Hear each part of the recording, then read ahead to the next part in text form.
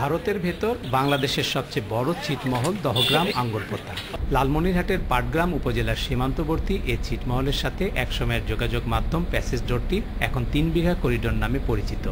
এতে অবরুদ্ধ জীবনের কিছুটা অবসান হলেও প্রয়োজনীয় সুযোগ সুবিধা না পাওয়ার অভিযোগ করছেন এখানকার মানুষেরা।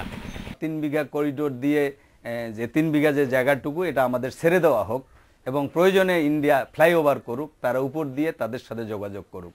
আমরা দাবি জানাচ্ছি, আমরা যেহেতু অনেক বড় একটা জায়গা বেরুবাড়ি ছেড়ে দিয়েছি, আমরা এই মুহূর্তে দাবি জানাচ্ছি যে 74 চুক্তির বাস্তবায়নে আমরা 3 বিঘা করিডোরটুকু চাই। 35 বর্গ কিলোমিটার আয়তনের এই ছিটমহলে 10 শয্যার হাসপাতালে কোনো চিকিৎসক বা নার্স থাকতে চান না। এছাড়া ছিটমহলের দক্ষিণে তিস্তা নদীর ভাঙন রোধে কার্যকর পদক্ষেপ না নেয় ভিটেমাটি হারিয়েছেন অনেকে। তিস্তা নদীর ভাঙনের কারণে প্রায় অর্ধেক অংশ তিস্তার কবলে চলে গেছে।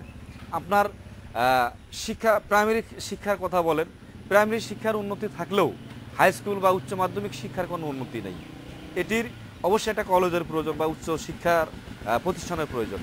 আপনার মেডিকেলের কথায় ধরেন, দহগ্রামে একটা 10 শয্যা বিশিষ্ট একটা মেডিকেল আছে, এটি ব্যবহারের কারণে অনুপযোগী হয়ে গেছে।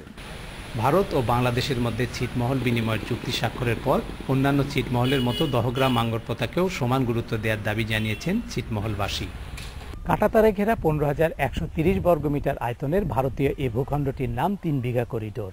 ইন্দিরা মুজিব চুক্তির আওতায় এই করিডোরটি চালু হবার ফলে আঙ্গরপোতা দহগ্রামের মানুষ বহু বছর ধরেই বাংলাদেশে যাওয়া আসা করতে পারছে খুব সহজেই। এর বিনিময়ে প্রতি বছর বাংলাদেশকে দিতে হয় 1 টাকা 50 পয়সা।